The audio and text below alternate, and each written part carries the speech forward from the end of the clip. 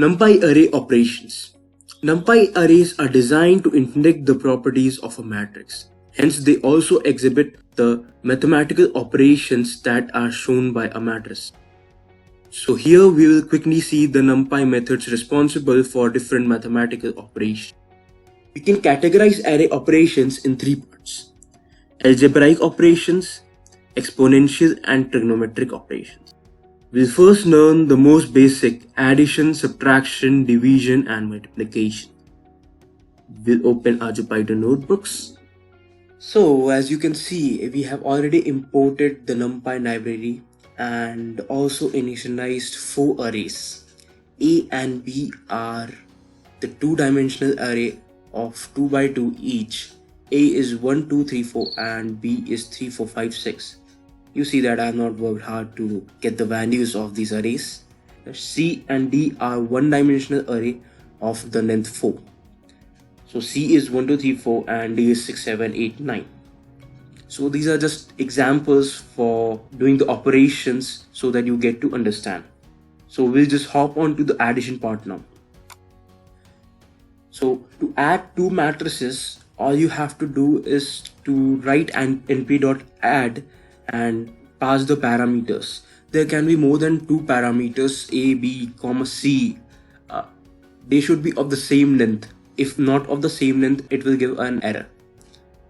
So I run this and I'll get the answer. You can also write it in this fashion: A plus B. Okay, all you need to be careful is that they are of same length. Similarly, with subtraction, you need to write np.subtract A, B.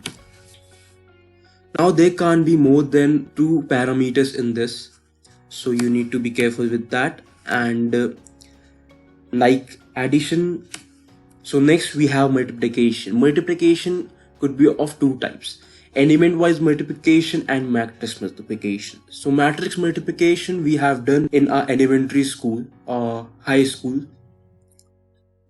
but element wise multiplication, let me explain you, is multiplying each element of both array and making a new array.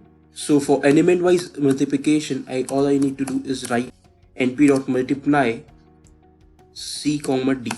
Now, so to conduct matrix multiplication, the syntax is this: a.dot. Yeah, you need to write a.dot B. So here A is getting multiplied by B,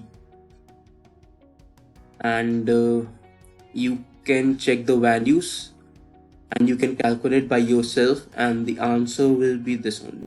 Now if I were to write c.d, what I will get is the dot product of 2 vectors. So this is how it works. And next we go on to element wise division. Like multiplication, you need to write np.divide, and here you have. So this was for arithmetic operations. So next is exponential operation.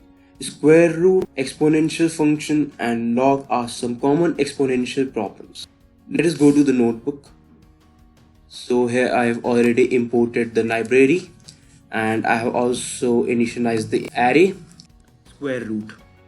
This command np.sqrt is used for finding out the square root of each element of an array. Let us run this and we get 1, 2, 3, 4, 5, 6. So next we see the exponent function. So exponential function means each term will be e add to the power of something.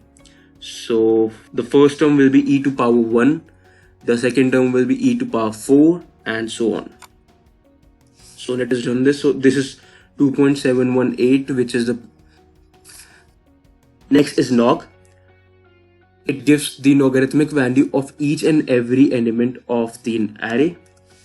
So you can see that log 1 is surely 0 and log 4 is 1.38. And now what you need to be careful with logarithms is that you cannot find out the log of negative values. So yeah, here it gave me the warning.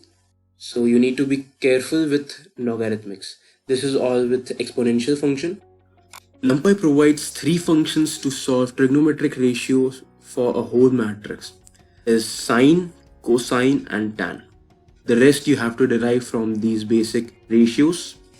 So let's just hop into the notebook. Here I have already imported NumPy library, and the array is also created.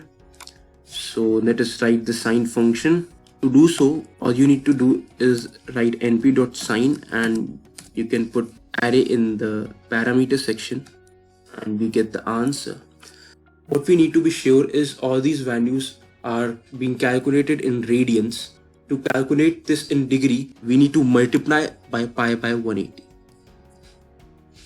Yeah, so we know that sine 0 is 0, sine 30, if you remember, it's 0.5, and sine 60 is 0.86, and sine 90 is 1. And for cosine, you can write, and similarly for tan, you must have guessed, this is how you write for tan. So we are done with mathematical operations. Thank you for watching the video. If this video has helped you, please give a thumbs up. And if you're into Python, algorithm, machine learning, neural network, and AI, this page is for you.